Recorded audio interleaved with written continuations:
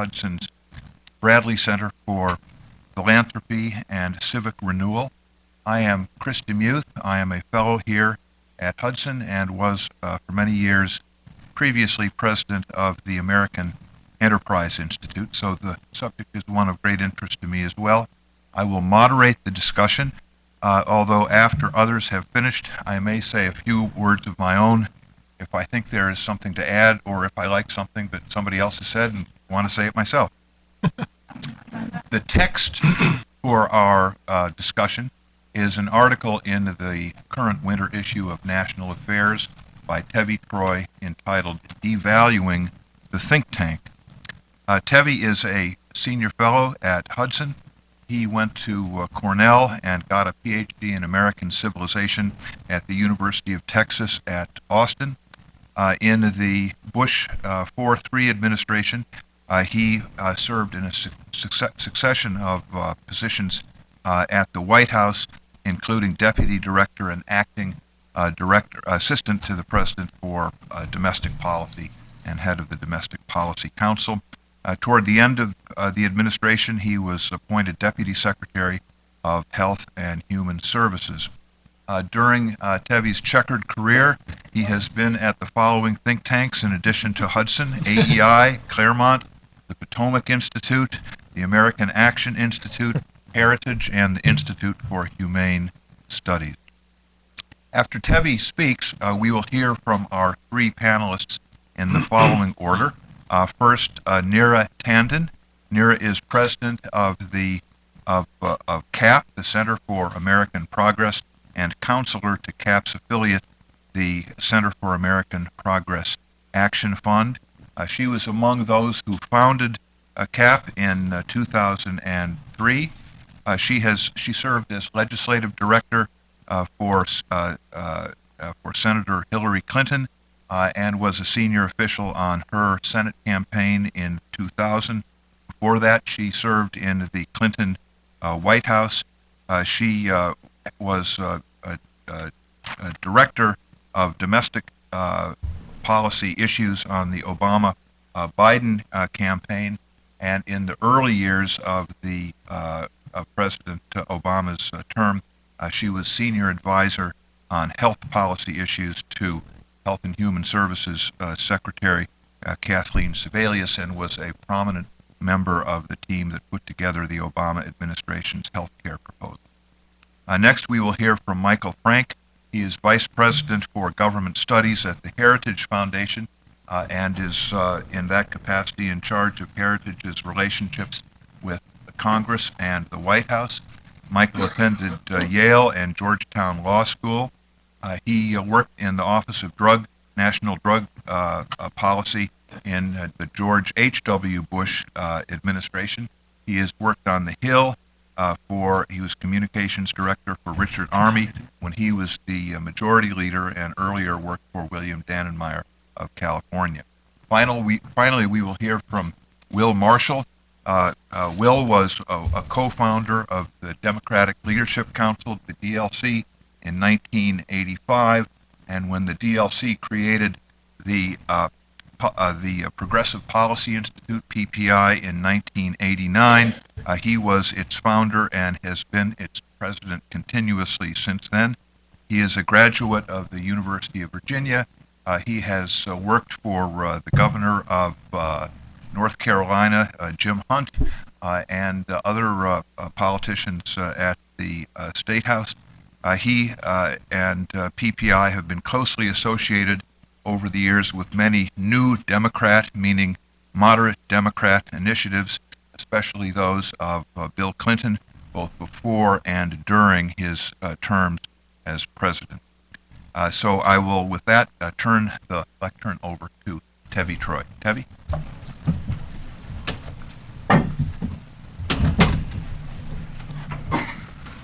Thanks, Chris, for that nice introduction. It is a real pleasure to be able to work here with Chris. Chris was one of my first bosses in Washington when I worked at American Enterprise Institute, one of the multiple think tanks I've either worked at or been affiliated with or had fellowships with. And I just read David Brooks's book, The Social Animal. And there's one section in the book where he talks about an intersection not far from here, where K and 16th meet, and he says there's a think tank on every corner, and he calls it the most boring intersection in America.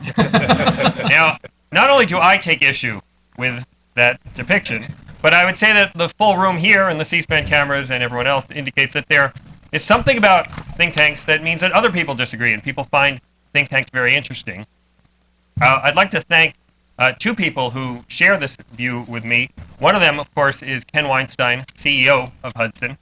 Now, Ken, a couple of months ago in a speech, was talking about his tenure as a PhD student at Harvard, and he said that it was never until he left academia to come to Hudson Institute did he feel the real whiff of academic freedom. And so Ken has brought that notion and that sense here to Hudson, where the scholars are allowed to do research and encouraged to do research and go wherever the research may take them. And on that point, I would add that Ken never saw a draft of my article or any indications that I was writing the article before it appeared. I know that's not the case in every think tank, but I think that is something that is laudable about Hudson. Second person I want to thank is standing in the back. It's Yuval Levin. Yuval is the editor of National Affairs, and he worked for me at the Domestic Policy Council. And he was the single best memo writer on my staff. In fact, I knew that when Yuval wrote the memo, I would not have to do very much editing to it, so it was put at the bottom of the pile of memos I would have to go through. And I'm very glad that he's now found a profession in magazine writing and magazine editing that suits his skills. Yuval was not only willing to, but eager to publish this piece. And National Affairs is the kind of magazine that lets you have this sort of argument, to develop an argument, to take 3,000, 4,000 or more words, to lay out a point and make it, and really have an examination of an issue rather than try and cram everything into an 800-word op-ed, which I don't think would have been possible in this particular case. And so I know, of course, that with the internet, anybody can write 4,000 words and put it up anywhere, but National Affairs is a platform that allows you not only to write 4,000 words or so, but also gives it a reading by senior government officials, members of Congress. I know that Paul Ryan is a fan of the magazine. Also journalists, opinion makers, and think tank fellows, of course. And with that in mind, I got a call from a friend of mine who was at Heritage a few days after the piece came out. And he said that he saw Heritage scholars reading the piece so intently that they were walking into walls while they were so distracted by it. So I was flattered by that. But from my perspective, that is the ideal think tank scholar.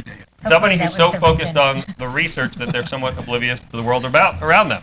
And for many years, that was kind of the perception of think tank people, sort of policy nerds who are just focused on the policy. But over time, I think, and I argue in the piece, there's been more of a move towards politics in think tankery. And I kind of had a flash of insight about this in 2009, not long after President Obama won re-election. And I was seeing a series of articles about Republican attempts to kind of win back the sentiments of the voters and to do it via the creation of new think tanks. The Democrats had CAP, and now we're going to go do our own think tank. And it reminded me of something I'd read long ago, a joke about the Jimmy Carter foreign policy. And the joke was that the Carter foreign policy was lose a country, gain an ethnic restaurant. And indeed, this was sort of a trend that had taken place in Washington in the late 70s when you saw the development of an Iranian restaurant and an Afghani restaurant and Vietnamese restaurants. And there was a sense that we weren't doing well in the Cold War, but we were doing better on the cuisine front. And when it comes to think tanks, I adapted this line to lose an election, gain a think tank. And so what we've seen over the last 30 years, there's been this intersecting, consistent series of party professionals looking at an electoral loss and saying, you know, we've really got to adjust to this situation. Let's go create our own think tank to respond to a recent electoral loss. Now, many of these have come in response to the Heritage Foundation, and I see my good friend Mike Frank up here on the dais with me. Heritage is sort of the great white whale of think tanks. It came up in the 1970s and was very successful very early, got a lot of attention, And people from both parties have been trying to either imitate it or adapt its methods to suit their own purposes ever since. Heritage itself didn't come about in response to an electoral defeat per se, but it did come about as a result of a legislative defeat. There was a vote on the long-forgotten supersonic transport. The people who lost the vote got a paper from the American Enterprise Institute a few days after the vote in Congress, and two staffers in Congress who saw this said, wow, this would have been a helpful paper to have a few days ago when we had this vote. And so these two staffers, Paul Weyrich and Ed Fulner, called up AEI and said, well, why didn't this paper come out before the vote? It would have been helpful. And they were told, famously, well, we don't want to affect the vote in Congress, which seemed to me somewhat short-sighted, and it seemed to them somewhat short-sighted as well. And with this encouragement, they went out and created Heritage Foundation, which was specifically created to be able to write memos and papers that congressmen or senators could read on the way from the Rayburn Building, if they were a congressman, or the Hart Building, if they were a senator, on their way to the Capitol in preparation for a vote. And so Heritage not only succeeded in working on Capitol Hill, but it also succeeded spectacularly with the Reagan administration. First, Heritage had this mantra of personnel is policy. And with that mantra, they created a job bank for people interested in joining the Reagan administration. They also created a famous book called Mandate for Leadership. And Mandate for Leadership included many of the policies that were eventually adopted by the Reagan administration. Well, in the wake of the Reagan administration's success, some Democrats looked at the electoral losses of 1980 and 1984 and said, well, we've got to respond. And their response was to try to move their party to the right or to the center. And thus was created the Democratic Leadership Council, or as Jesse Jackson used to call it derisively, Democrats for the Leadership Class. Leisure class. Printed on that. Not that Phil remembers. I actually heard both, but the idea behind the DLC, which was a 501c4, a more political organization and not a think tank per se, was to try and move the party leaders in one direction. And they realized that one way to do this was to have a think tank, a 501c3, a non-taxable organization. And so Progressive Policy Institute, where Will Marshall worked and still works, was created in order to help come up with ideas for what later became the Clinton administration. And some of the very good ideas that came out of there were reinventing government, and they were adopted by the administration. Now, the Clinton success in turn meant that there was a Republican defeat. And after the 1992 election, you had Republicans saying, what are we going to do now? And a couple of new think tanks were born out of that loss. There was the Project for the Republican Future, which Bill Kristol started, and Empower America, which Gene Kirkpatrick, Bill Bennett, and the late Jack Kemp started. And both of these were saying, okay, how are we going to respond to the new Clinton administration? PRF in particular used this cutting-edge technology of fax to distribute their memos around the Capitol. And this was really groundbreaking stuff. And one of these memos, written by Bill Kristol about the Clinton health care bill, was credited with sort of bucking up Republican congressmen to oppose the Clinton health care proposal. And eventually that proposal was defeated. Well, in 2000, as we all know, the Republicans won the White House again, and then the Democrats were on the search for a new think tank, and they brought about this idea of CAP, which was explicitly modeled on Heritage, and it was designed to be a more political organization, very focused on media. It has been really cutting edge in terms of new media, bloggers and tweeters, etc., and it has a C3 and a C4, so a political organization and a think tank. And CAP has, in turn, led many Republicans to think about, well, what are we going to do to respond? And I know there's the American Action Forum, which is in response to that. Heritage responded by creating its own C4, the Heritage Action Network. For America. Heritage Action for America. So Heritage has its side organization. And you recently saw this new organization that Bill Kristol, again, has started called the Center for American Freedom, which is just a C4, and they don't even have the think tank part of it because they're that explicitly political. So you see this back and forth, and this back and forth kind of raises two concerns in my mind. One is that there is sort of an original sin in their conception, meaning that they are founded as explicitly political organizations, and if so, then they will have a political lens with which they view things and a political perspective, and that will color what they do. The second thing is this notion I talk about in the title of the piece and throughout the piece called devaluation of the think tank. Just as the Weimar regime printed more and more currency to try and get out of their economic problems, if you have more and more think tanks, and some of them are seen as explicitly political, that may devalue the work of less political think tanks. And I must say, I am, even though I'm somewhat critical in the article, I am a fan of the think tank enterprise, and I want to laud some of the initiatives that have come out from think tanks over the years, whether it's Brookings coming up with the Marshal Plan, or AEI working on deregulation in the 70s, or our own Hudson Institute working on welfare reform in the 90s. I think all of these have been good developments for America, and I like it when you have think tanks that are able to get beyond the political and look at real ideas that can help us get through the morass we face in this country and through some of our political difficulties. So the hope is that we would have more policy-oriented and less political organizations in the future. I just want to conclude by talking a little bit about some of the reactions I've gotten to the piece, which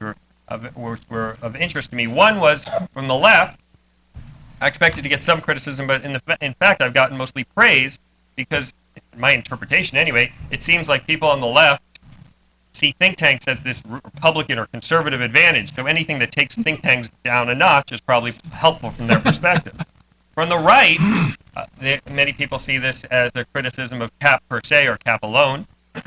And so they say, well, you know, you're taking on CAP, and CAP is a political organization that kind of frightens Republicans. So I don't think either was my intent per se, although, I mean, I do have thoughts about CAP's political nature.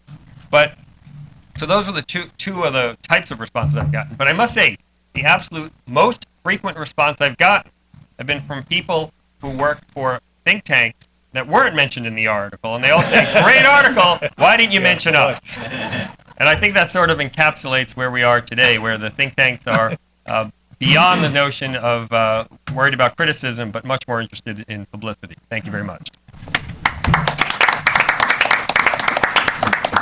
Can I just go? Neera, your turn.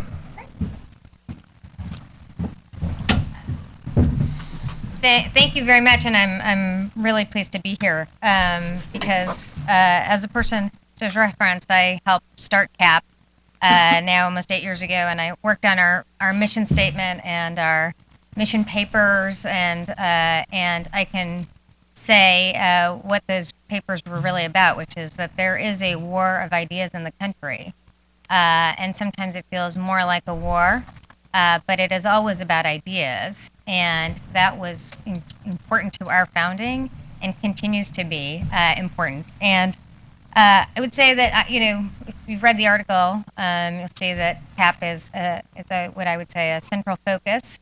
And I would just say a few things about the overall arguments in the piece, and then maybe talk just a little bit about CAP.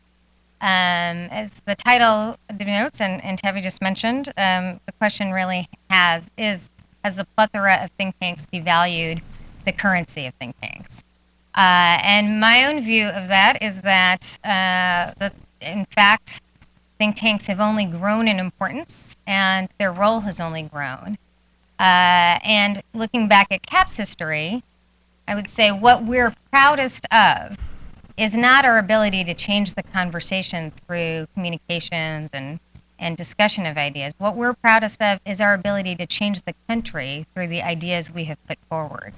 And it's absolutely true that organizations like Heritage and AEI have done that in the past. And we have looked on and praised those efforts. And CAP is an organization that works that has an ideology, not partisanship, but an ideology. But at its core, our focus is to solve the country and the world's challenges. And when we've done that and done it most effectively, we have put ideas out that have pushed the parties to look at issues afresh. For two examples of work that we've done that we consider hallmarks of our success is first, at a time when many Democrats would not talk about the Iraq War, let alone ending it. In 2007, CAP was the first mainstream organization to put forward a detailed plan of how to end the war in Iraq. And and move forces to Afghanistan. That became the hallmark of what every Democratic candidate did, and obviously, ultimately, the plan for what President Obama did in his first 2 years. Similarly, in 2005, at a time after Kerry's election, or after Kerry's defeat, I should say, stinging defeat, 2004, Democrats wouldn't talk about universal health care. 2005, Democrats wouldn't talk about universal health care. CAP was the first, was a mainstream organization that put forward a plan that had a universal health care model, but still built on the system we have. And the framework of that plan was ultimately adopted in Massachusetts and was ultimately adopted by the president. And so I think, one criticism I have of the piece is that it doesn't actually focus on the ideas CAP has put forward. It's focused on its communications structure and resources and communications. And we are proud of those. That investment we've made, because as people who have been in government, and a lot of the folks in this table know that it's important to communicate your ideas, but you cannot win a war of ideas, and you cannot change the country and the debate on discussion with communications alone. The most important issue and the most important element is to have good policy proposals. And that is the fountain of good communications, and CAP has understood that from the beginning. And so we do have a C4, we do have a C3. Our C3 focuses on economic policy, domestic policy, and national security. And each of those policy teams work every day to solve the challenges the country has. We're proud of the work we've done to put ideas forward that have become law, and most recently, ideas we've put forward on a competitive agency and a competitiveness council have been adopted by the administration. Particular ideas about job creation have been adopted by the administration. But our goal is not to amplify what Democrats are saying. Our goal is to put ideas forward that political leaders feel compelled to take up. And I think the central lesson we've learned from think tanks who are engaged in this space and have been engaged in this space for a long time is that essentially when there are good ideas out there, political leaders, and the best political leaders will often gravitate towards them. And we've seen role models of this across the spectrum, both from the right and the left. I'm happy to engage on specific issues around the article, but I think the central issue is that we should not think that ideology is in opposition to ideas. CAP itself is what I call pan-progressive. There are ideas that we have that are centrist. There are ideas that we have that are considered more liberal. We have senior fellows like Matt Miller, who's pretty centrist, has argued for a third party, and we have ideas proposed by Eric Alterman, who's very, very liberal on many issues. And so I think when we first got started, our focus was on ensuring that there's a good debate on these issues, and that we are engaging in the debate and encouraging that debate. And the most important way to do that is to continually put out policy proposals and ideas, with the focus always being on how to make the best possible change for the country. Thanks very much. Thank you. Michael.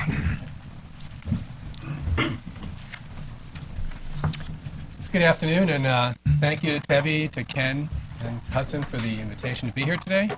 And Tevi, congratulations on writing a piece that got a lot of tongues wagging all around town. I think today's event is evidence of that. What I would do is maybe challenge at the outset the title of the panel. Are think tanks too political? Maybe it's better, are think tanks too influential, or think tanks too relevant in many ways? And the reason I say that is that political, in this context, I think have to be looked at in a broader context of what's happened in American politics the last few decades, which is we've seen a steady increasing, and now it's probably a near perfect alignment of ideology and partisanship. So literally, if you go on Capitol Hill and talk to a member who's very conservative, there's a 95% chance or greater that that person has an R, Republican, after their name. And the same is true if you talk to somebody who is a proud liberal. that there's very, very few outliers now in either party. And what I would cite to back that up is a terrific piece by Ron Brownstein, I think it was about a year ago in the National Journal, that looked at the latest scorecard the National Journal does evaluating the ideology of members of Congress. And they do a very detailed analysis of roll call votes, and they did about 150 votes in 3 categories: economic, social, international issues. And they've been doing this for a long time. And in 1982, as he pointed out, the most liberal Republican in the Senate, for example, was Lowell Weicker of Connecticut. The most conservative Democrat was Ed Zirinsky of Nebraska. And there were 58 senators in between them. He did that in 2010, and the most liberal Republican was George Voinovich of Ohio, and the most conservative Democrat was Ben Nelson of Nebraska, and it was 0 between them. 0, from 58 to 0 over that roughly 30-year period. In the House, the spread went from 350 some odd members, from the most liberal Republican, the most conservative Democrat, to 9, I think maybe 7. And most of those 7 lost their re-election efforts in 2010. There's almost no middle left in that regard in the Congress anymore. And so a lot of times, if you have an ideological point of view, you have a coherent worldview that's either conservative or liberal, it's easily confused, especially in the media, as being partisan in nature, when in fact it's really rooted in a coherent set of principles. And that takes you to my next point, which is, I think, a test for every think tank, is whether the think tank is willing to criticize the folks they usually agree with when their saints suddenly become a sinner on some given issue.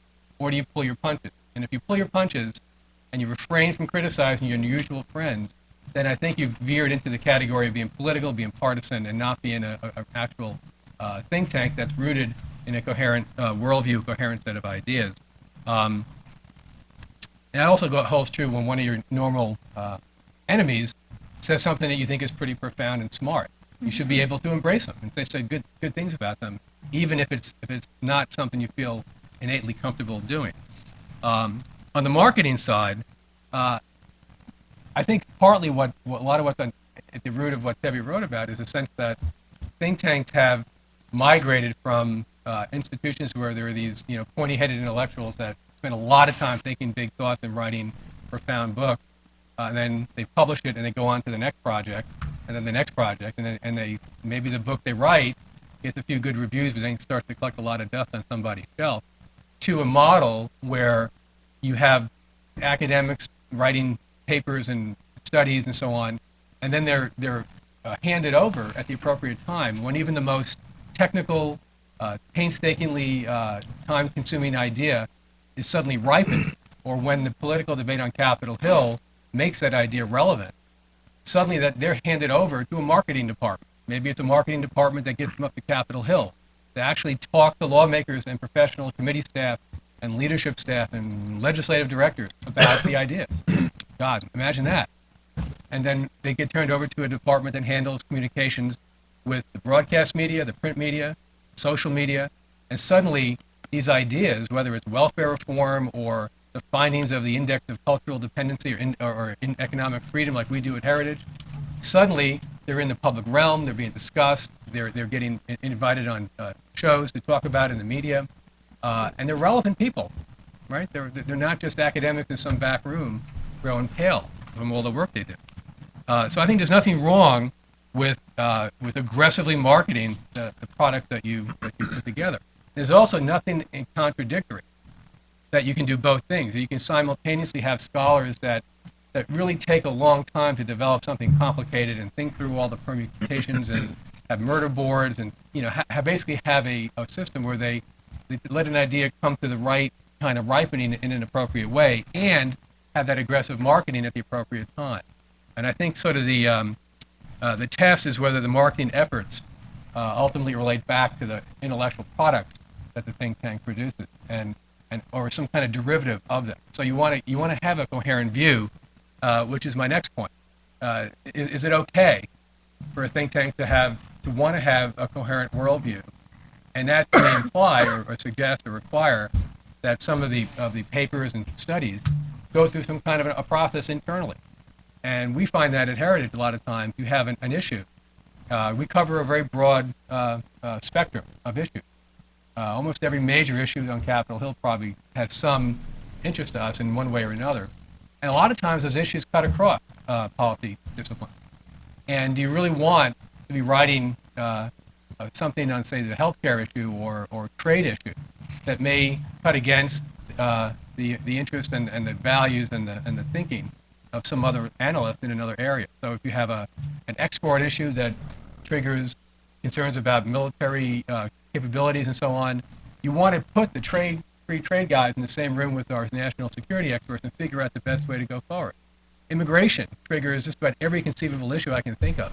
And you do want to have that kind of cross-pollination, and you don't necessarily want to have one paper saying one thing and another paper saying another. That's sort of a threshold question that think tanks want to address.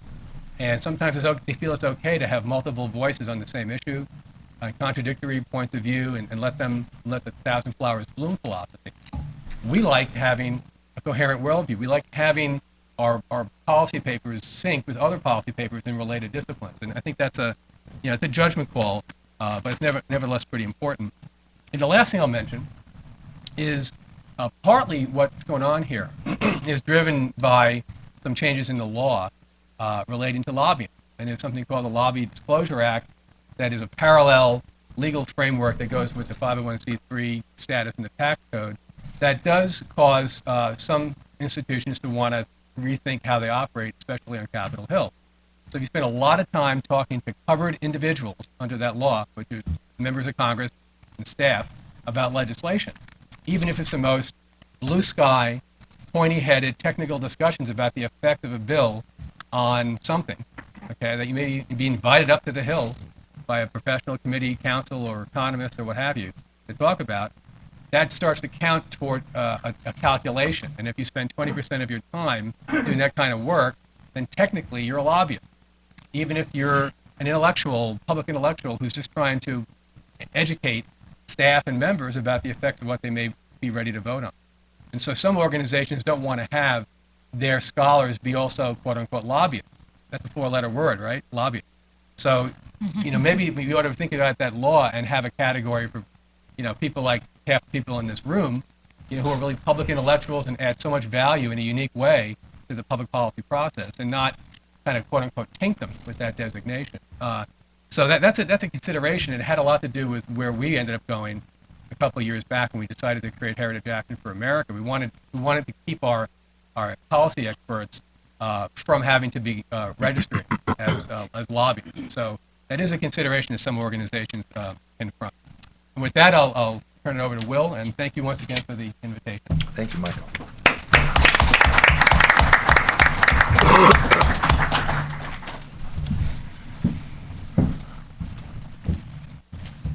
Well, first, thanks to Hudson for organizing this conversation, and to my friend Bill Shamra, who's here somewhere, who always manages to ask provocative questions worth debating. I had a similar reaction, I think, to Michael's to the topic.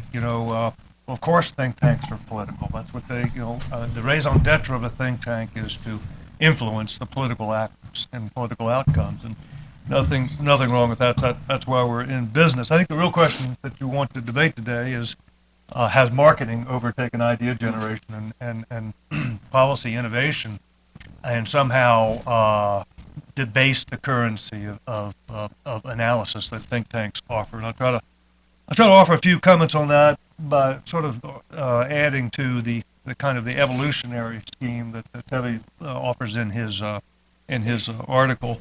There's been an obvious trend away from the kind of initial model of the model of the think tank, which is Brookings.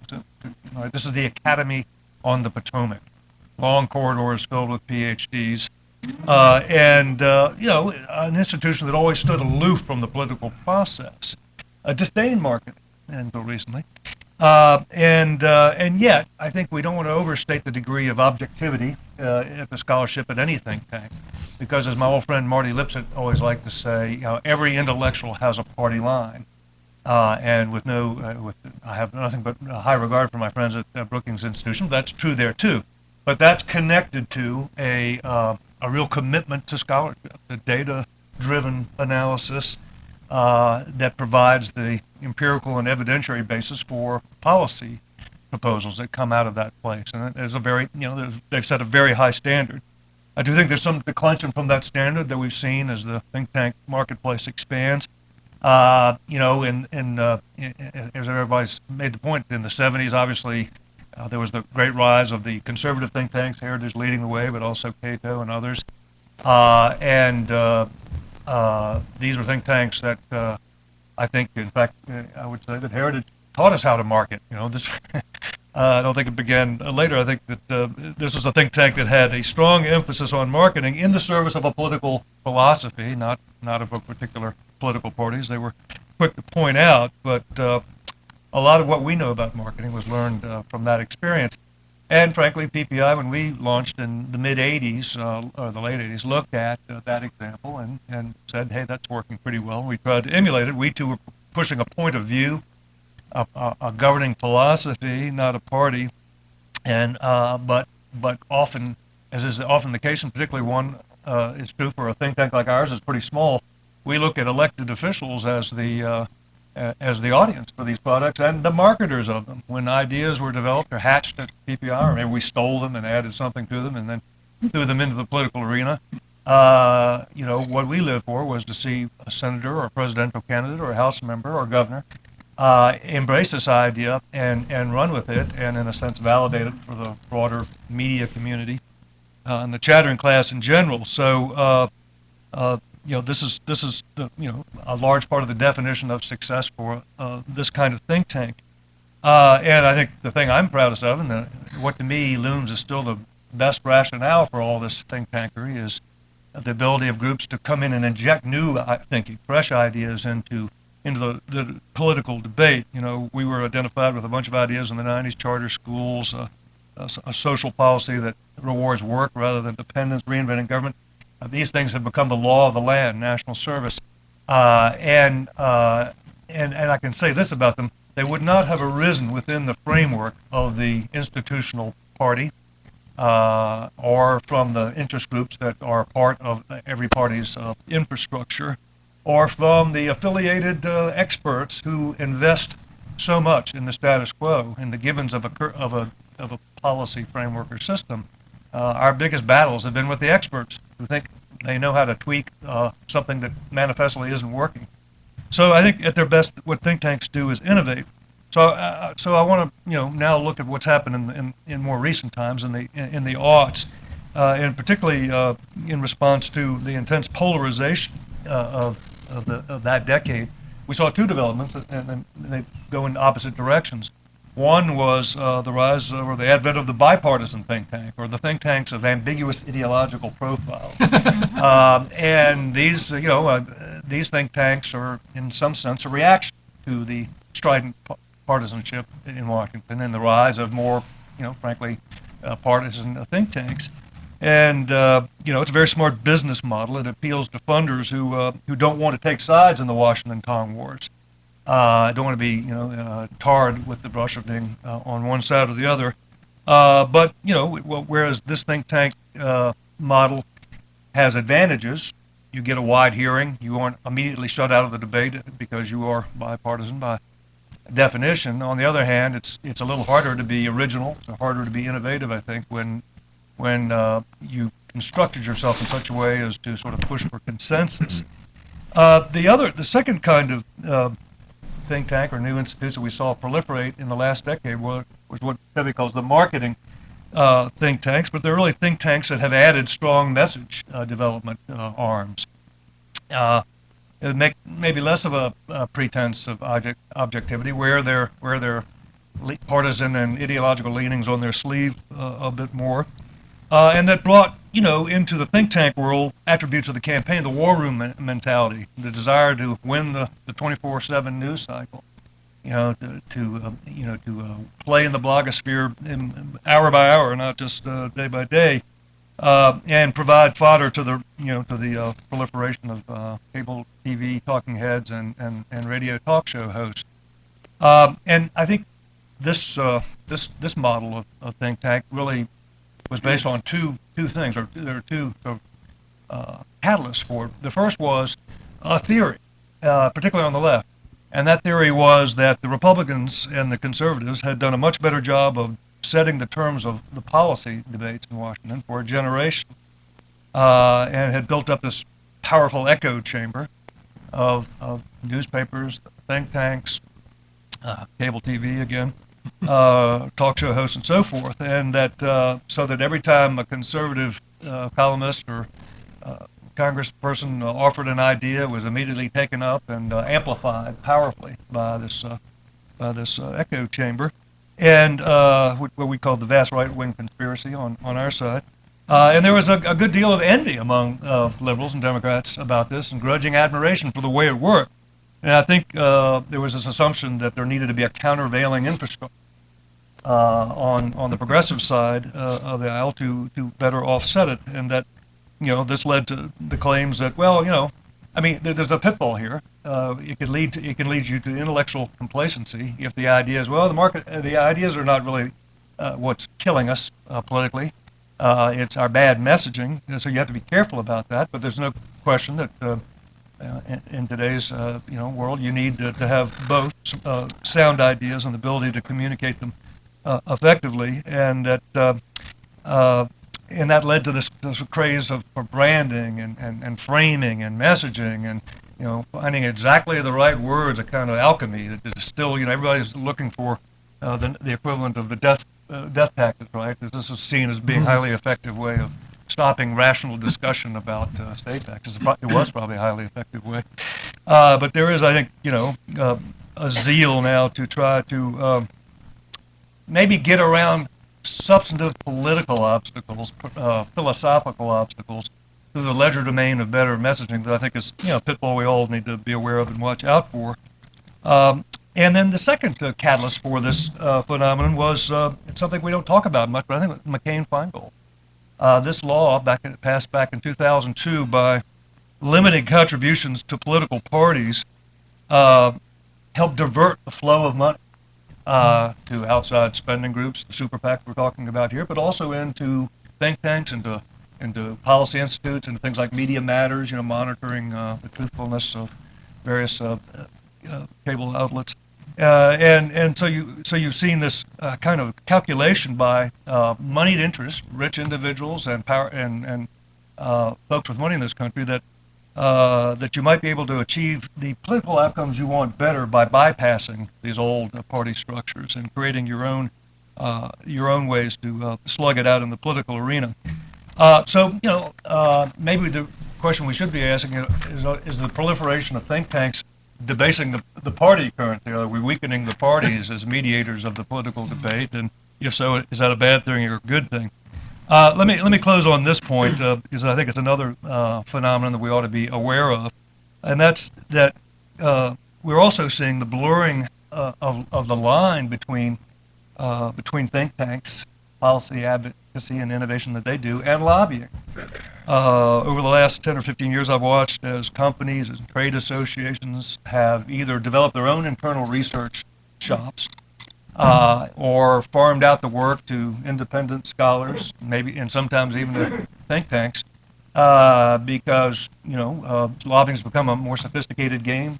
Even since Jack Abramoff's day, it's not just golf outings anymore. You've got to go in with a lucid case for the position that you're trying to get some member to adopt. So we're seeing a kind of a mesh of the kind of work that lobbyists want done with things that are happening out in the policy development arena. And I think so. Another important question we ought to be asking ourselves is: are think tanks becoming too mercenary? And we got to make sure that that we know who is funding what and who is carrying whose water. But finally, I'll just say that from my point of view, I'd echo some of Mike's points. Maybe the proliferation of think tanks is debasing the currency of what they produce, but you can usually tell quality in any marketplace, and this is just a very open, dynamic, entrepreneurial marketplace with low barriers to entry, and the capacity to sometimes find fault on your own side, independent analysis that isn't just pushing a party line or an interest group agenda, the capacity to surprise and not be predictable. these are the things, that one should look for in evaluating think tanks. But my guess is that those who pass a certain level of analytical rigor are going to be, in this for the long haul, and we'll see a lot of the other ones fall by the wayside. Thank you.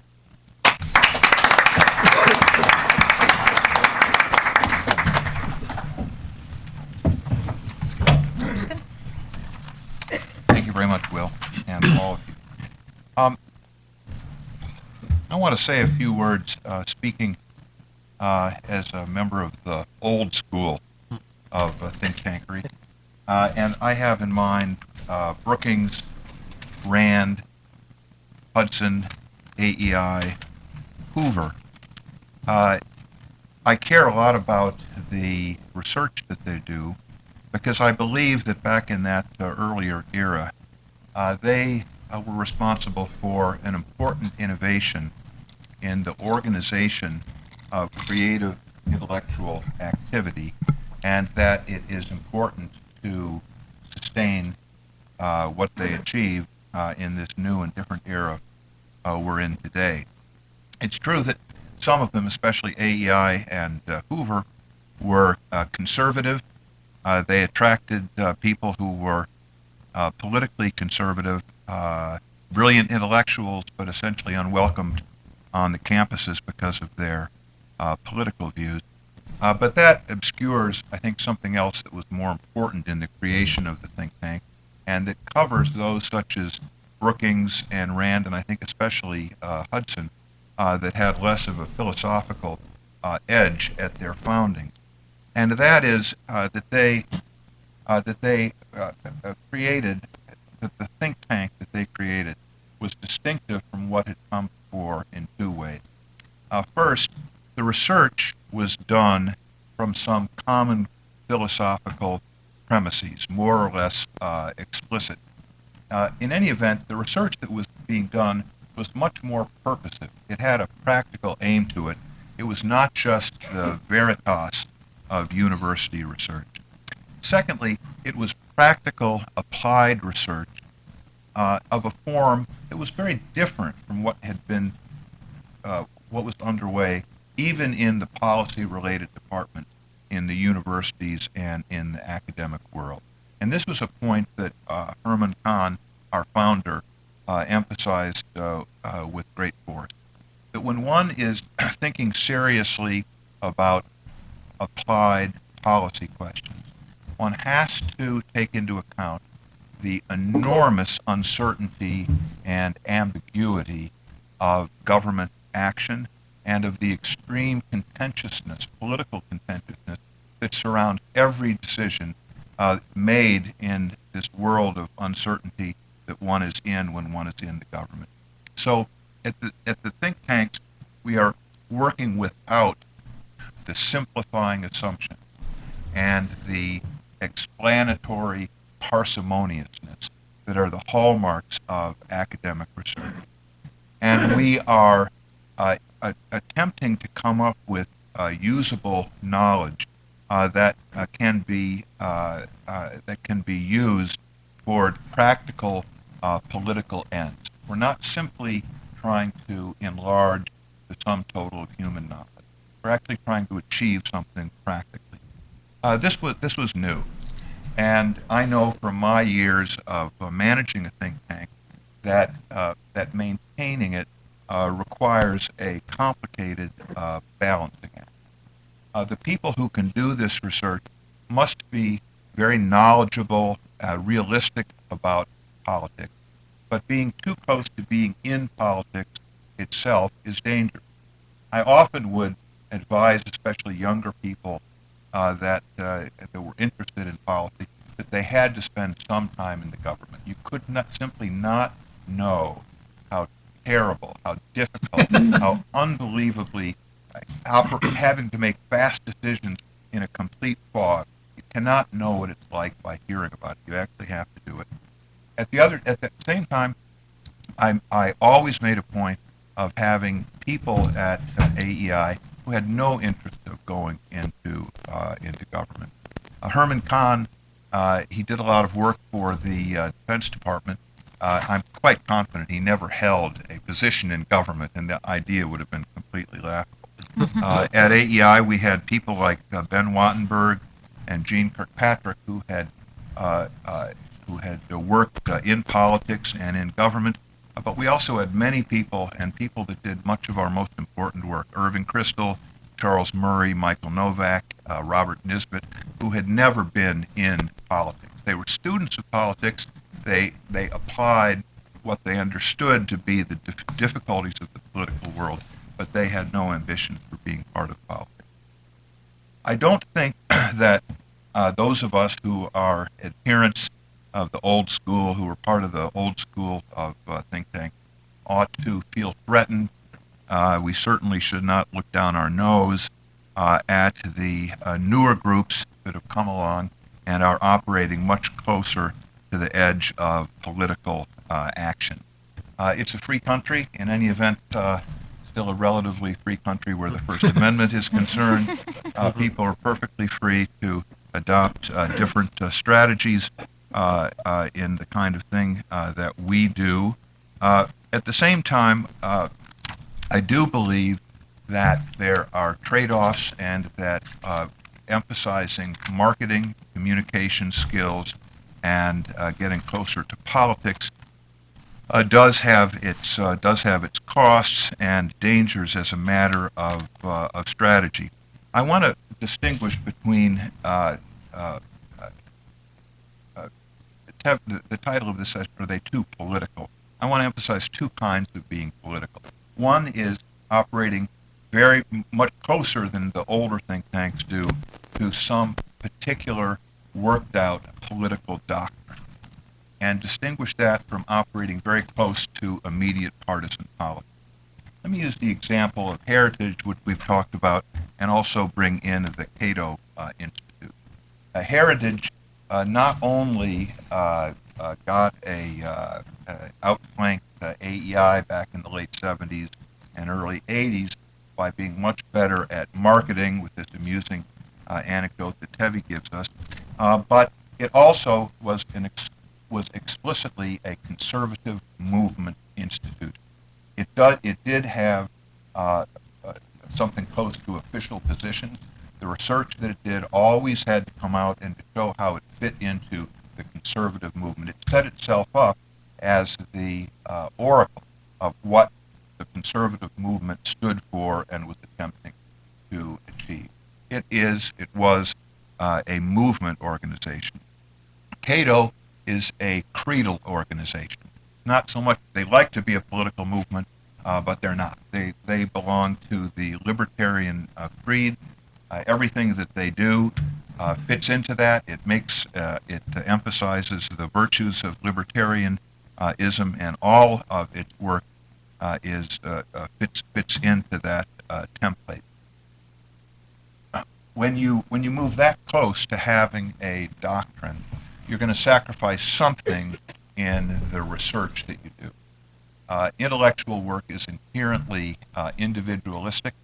You cannot have it be too much of a hierarchy where work has to be filtered and filtered and filtered before it can come out. I think that these Cato, Heritage, those that have much more of a sense of philosophical purpose, I think that they've achieved some very important things.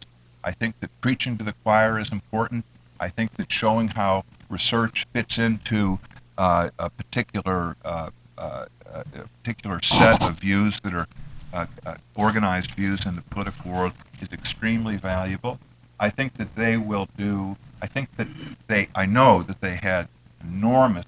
The competition was very useful for AEI.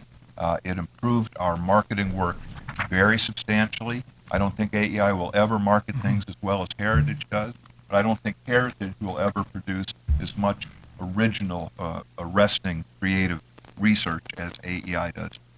So there is a trade-off there. I'm frankly uncertain of the terms of that trade-off, because I can see some cases today where institutions are doing. Heritage and Cato have both done very distinguished original research. There's no denying that. I'm particularly impressed by a foundation that Tevi does not mention, and that is the Reason Foundation out in Los Angeles. Reason is at once the home of Bob Poole, who does the most important original research on surface transportation, air security, airline security.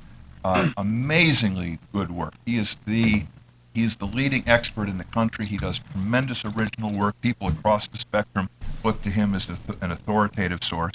And at the same time, Reason has produced what is, to me, the most successful example of new media communications, Reason TV, which also has the advantage of being completely hilarious.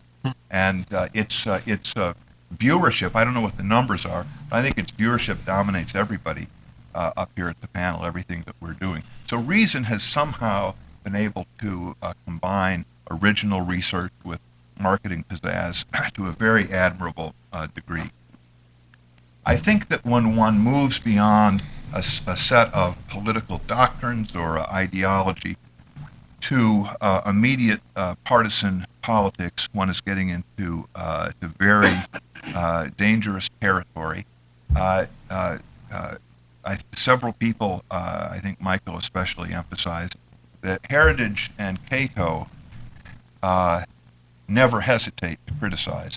Heritage in the Reagan administration was a firm critic of Ronald Reagan in many cases where he was straying as a matter of practical necessity from conservative doctrine. Cato, of course, is very critical of everybody all the time. It used to infuriate me in the Bush 4-3 administration that people would sometimes describe AEI as the cat's paw of the Bush administration. We were very close to them. We had many, many people serving in senior positions in the administration. But if you looked at AEI's work product on a day-to-day basis, it was extremely critical. We never pulled our punches.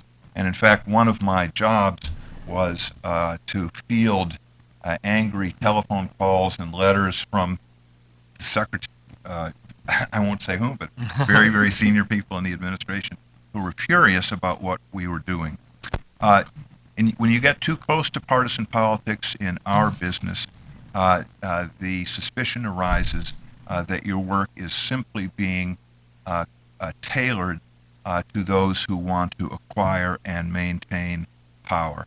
And that's a very, very dangerous thing. I think that CAP in its early years has wandered too far in that direction. I do not, I'm not certain of this, but I would be very surprised. I do not know of a case where CAP has been strongly critical of anything that the Obama administration has done. I'll be happy to provide examples. I'll give you a chance. When I visit their website, it looks to me, I mean, it is researchy. They've got people that are talking about research they've done. Some of it's not particularly close to immediate politics, but the positions don't seem to me to be, they're always supported. They're very much like the White House website. They're very much on message. And I think that is a great danger. NERA gave us two examples of work that they had done. Both were during the Bush administration when they were in opposition. It's fun to be in opposition. You know, you have a lot of independence. When your friends are on the inside, that is the real test of your independence. She said I'm interested to hear what she says in response. She gave a couple of examples of how the work is becoming more variegated. Reputation is everything in this business. I'm not the only person that has this impression of CAP's work. Everybody at CAP must know this, and I would expect that they will evolve in the direction of a greater degree of independence over time. My big concerns are these two. These institutions are hard to sustain, and sustaining the kind of research that I described briefly at the beginning is very, very difficult. My big concerns are not so much that we have all of these new people coming in on the left and on the right, but that first of all, the changes in our politics due to changes in the media, communications technology, have, let me put it this way, they've created such a premium on creating the appearance that our problems have clear, simple solutions, and that the only reason we have not adopted them is the venality and skullduggery of people on the other side. The rawness of our political rhetoric is pretty remarkable. We now have the head of the Democratic National Committee says that Republicans want to bring back racial segregation in America. I mean, the rhetoric in the political world has become so heated and in many cases irresponsible. I think it's something that if you're trying to think with some disinterestedness, you have to keep a little bit of distance from. Secondly, so many of the think tanks have come to Washington. I mean, it really has become a hothouse. There are some good organizations outside. Los Angeles has the Reason Foundation, Claremont nearby. There's the Manhattan Institute. There's the Pacific Research Institute. Universities like Hoover at Stanford and the Madison Center at Princeton have these are independent sources of criticism and thought. But I think it's very important. I think that it's risky that there are so many think tanks that are in this political hothouse of Washington, where it could become more and more difficult to sustain the really, really important work that we do. So I just want to say that the ambition of being able to think about politics, about how we can achieve solutions that are compatible with the contentiousness of our politics, the diversity of our political community, is enormously important. I don't think it's bombast. I think that the work that we do is tremendously important, so that those of us in think tanks, on the left, on the right, have to realize that our purpose is not to be in politics, not to go along for the ride, but to improve our respective parties and to improve the political system as a whole. And if we keep that in mind, that's our best protection. So those are my thoughts, and we're going to now turn to the panel, and I'm going to. I think we'll start with Nira, because you said you wanted to say something, and Yes. I threw down a little bit of a gauntlet. So why don't you talk, and then I'm going to go back to Tevi, and we'll move down. Great. Talk a little bit. So let me say a few things about progressive or conservative orthodoxy, because I think Michael mentioned the importance of being able to criticize your friends, and I think that is important. But it's also really important to be able to put out ideas that aren't in the quote unquote mainstream. And Will mentioned an important element of think tanks, which is to be able to put out ideas that political leaders are too timid and the political process is too timid to respond to, and to create that space, and that allows them to adopt those ideas. And that has been a central part of our mission. I think that like yourself, I have received numerous calls from the Obama administration on occasion when we have said things that are critical. And of course, we do have a progressive viewpoint, so those items that we have criticized loudly might be, as Michael just said, the inverse of things that Heritage has, if not applauded, at least been silenced about. But the most often time that Center for American Progress will be on the front page of the New York Times is when we're critical of the Obama administration. That has happened several times on EPA rule, immigration reform, climate legislation. Our scholars and have views on what policies should be adopted, and they share those with the paper. And we have, and in each one of those times, I've received angry phone calls from the administration, and I say what I always say, which is that we're an independent think tank and we have views on policy, and they are not always going to align with the Obama administration. But beyond just taking a position on their particular views, CAP has put forward proposals on Social Security reform that changes the benefit structure in a way that many progressive organizations have criticized us for. We've have a long-standing relationship on education reform with the U.S. Chamber of Commerce and AEI itself in the past around teacher pay and the importance of reforming teacher pay. And I would say that I think that's too often we make a distinction between older organizations and the things that they have done and this newer crop of organizations, because I think some of the issues Tavi has raised and has really occurred in a variety of organizations. You know, the Center for American Progress has never fired or let go a person because of an ideological incoherence with the organization. That has happened at AEI with David Brum. We have never, we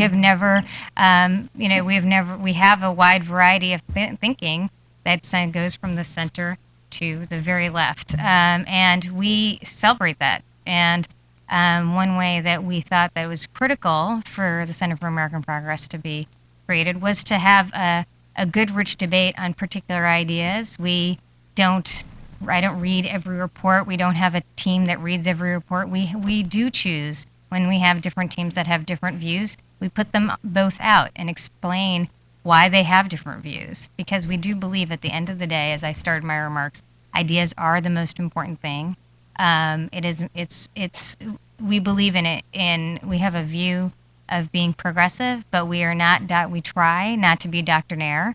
When the facts change around policy, we acknowledge that and say that we acknowledge that we were wrong on occasion. So I think for an organization to stand the test of time, it has to ensure that it is putting ideas front and center, and that is the most critical element. And we believe we do that. And I'll let it go. Great. Thank you very much, Chris. Debbie, do you want to? Yeah, first I'd like to thank all the panelists for their really thoughtful remarks, and obviously they all read my article carefully, and I really appreciate the responses. I have to say a special word for Chris DeMuth. There's a danger to having a moderator who knows more about the subject than all of the panelists, especially someone who's been at it longer. And I once heard an aphorism before I went on one of these panels that said that the best known person on the panel is usually the least prepared. Well, that was certainly not the case in this instance, where Chris obviously put a lot of thought into his remarks, and I applaud them. I agree with Neera on her comment that think tanks have become more important than ever. And I think it's possible that you can perhaps in the future think tanks will continue to be more important and more political. But I also think that there's a danger that increased politicization can harm think tanks. And so we'll see how that plays out in the years to come. I don't have a problem with think tanks having a political point of view. I don't have a problem with think tanks being having marketing arms. Although I thought Will's question was telling in have think tanks become too oriented in the marketing. There's when you start to hear people in think tank world, and I've heard this, talk about the scholar to marketer ratio, then you know that there's a real focus on marketing and different characters of different think tanks. The character thing I think is also important. Chris said that there's a feel to CAP's papers that he said that make them feel like they're kind of defending one side or beating the drum a little too hard. It's sort of it's like the famous comment about pornography at the Supreme Court. You know it when you see it. There is a feel to papers at various think tanks that you can tell when certain think tanks are banging the drum a little too hard in one respect or another. And I'm not calling out CAP alone on that. I'm just saying that is something you see, and reputation is important in the business, and reputations are developed over time. And I know CAP is a new organization. Neera said something about the newer think tanks versus the older think tanks.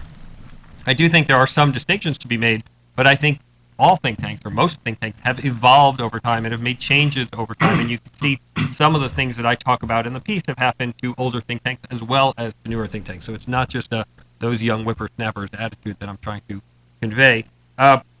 Will made another couple of points I want to address, how think tanks kind of live to have their ideas embraced. But the question is, will they be? And one experience that I've seen, and I've talked with people who have been in the Obama administration who've expressed this, that if you're inside the Bush administration and Heritage writes a piece that's praiseworthy of your policy, the communicators will say within the administration, do you have another think tank that'll praise your stuff? And similarly with CAP, people in the Obama administration might say, do you have another think tank that'll praise it? Because there's a sense that these people are so on your side that it doesn't really help to have their research back you up. It doesn't foster your point or bolster your argument. Will also mentioned the bipartisan think tanks, which I talk about a little bit in my piece.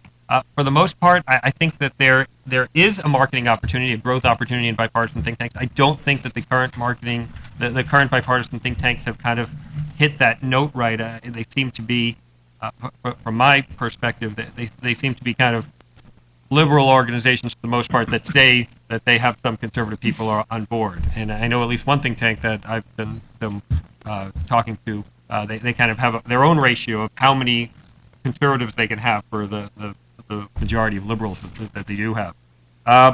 The blurring of the line between think tanks and lobbying is something that a couple of people have mentioned to me, and it is an interesting piece to be written. It is not the piece I wrote, but it is something that's worth looking at. But I just want to close by talking about Mike's threshold question. And I agree exactly with Mike that it is the threshold question. Are you going to allow people to have differing points of view within the think tank, or are you going to have a party line? And Mike explains why Heritage takes the perspective that they do, that there should be one position and that it's potentially damaging to the organization if you have different perspectives on, let's say, trade policy or military policy or whatnot coming out of the same organization. But so I agree with Mike that that's the threshold question, but I would be on the other side of the threshold. I remember I sort of cut my teeth at AEI. My first boss, as I said earlier, was Chris, and I did take his advice and go into government because I think it does give you a different perspective on how this stuff works. But the economist table at AEI was sort of infamous for having people who are conservative and Republican and generally sympathetic to the same points of view who would have really knockdown, drag-out articles about free trade and arguments about free trade and about immigration, and you would see this in their papers, and there was no sense, at least that I had from my perspective at AEI, that AEI was saying, well, you can't say this or you can't say that, or that one person's argument about free trade was better than the other. So I kind of laud that aspect of AEI. I think it's an important piece of making a think tank the kind of organization that is well respected on both sides of the aisle, even if it's not agreed with on both sides of the aisle. And so I agree with Mike, that's the threshold question, but I'd be on the other side of the threshold. Mm-hmm. Mike, you're next. Sure. Thank you.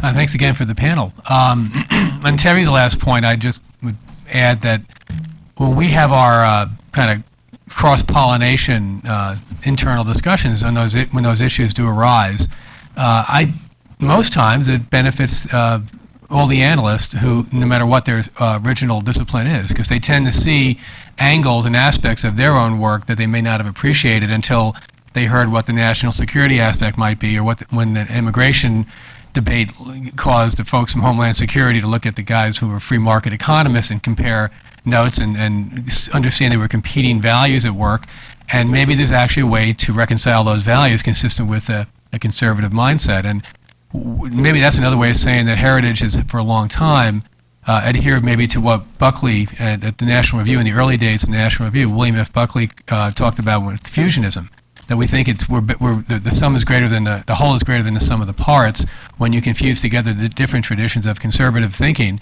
into a coherent final result. And the other thing I'll just mention is that in terms of the politicization, sometimes what may look at first blush like it's an overtly political kind of injection into political process is done for the opposite end result. And I'll give you an example. This past year, Heritage invested some time and resources, and I traveled a bit to go to we did some panel discussions before some of the Republican presidential debates. And the whole point of that was to invite journalists who were covering the debates and some activists and think tanks from those respective states like New Hampshire or Iowa or, of all places, Las Vegas, God. And to basically try to convince them to cover substance, to not succumb to the temptation to let gotcha questions or the horse race aspects of a presidential race trump what really was important there. So we were trying to inject ourselves into part of the political process to try to pull them out of the worst features of that political process and try to elevate what we felt was really, really important there. Ultimately, that led to a Heritage AEI presidential debate here in Washington focused on foreign policy, which a lot of people think was the most substantive of all the 5,000 debates that they've had so far. And I just want to make the point that sometimes you have to jump into that process in order to extract them from it so they can maybe look at lawmakers and candidates can look at what's really important. Will? Well, we're talking about things that are happening in the think tank world, but it's really a microcosm of what's happening in the political world in general. And so I guess a good question is, what obligation do think tanks have to push back against the tribalism, the creation of separate zones of partisan truth, the lack of communication and, between the two sides as the kind of polarization that you all were talking about, the sorting out proceeds. I mean, are think tanks going to be brought into the kind of the partisan theater that is Washington? A friend of mine, a member of Congress, who will be nameless, called it, it's a low-rated reality TV show. Or can think tanks push against these tribalistic dynamics and try to ground the debate in reality? Can we defend the reality principle in the political debates? I think the answer is we have to, or otherwise, why are we in this business? And since there's been, some criticism about progressive institutions, let me just say that there's a highly ideological style of debate now, an argument that we've seen in Congress and in the country. We see it on the campaign trail that is abstracted from the actual details of policy. And I saw this strikingly during the great debate over Obamacare, Accountable Care Act. I was listening to the opposition, and I didn't hear an argument against the Obama health care bill. I heard an argument against government takeover of health care. I heard ideological propositions advanced. I didn't hear a real analysis of the details of what's wrong with this bill, why won't it work, why do its constituents parts add up to some kind of illegitimate or improper expansion of federal power. You just heard these broad ideological strokes substituting for real argument. So I would say that, because conservative think tanks make make a strong point that they're not Republican think tanks, but they're trying to inform and raise the quality of thought in the conservative movement. You got some work to do, just as progressive think tanks have to do on our side in pushing back against the tribal truths that we're often asked to just legitimate and ratify without analysis. Thank you, Will. We're going to open up the conversation to questions and discussion from the whole audience. We've got plenty of time. We have 40 minutes to devote to it if people have that much to say. As most of you know, C-SPAN is with us today. I'd like to ask, after I call on you, if you'd please wait until the roving microphone arrives, and then introduce yourself briefly before asking your question. And we're going to start with Doug Feith.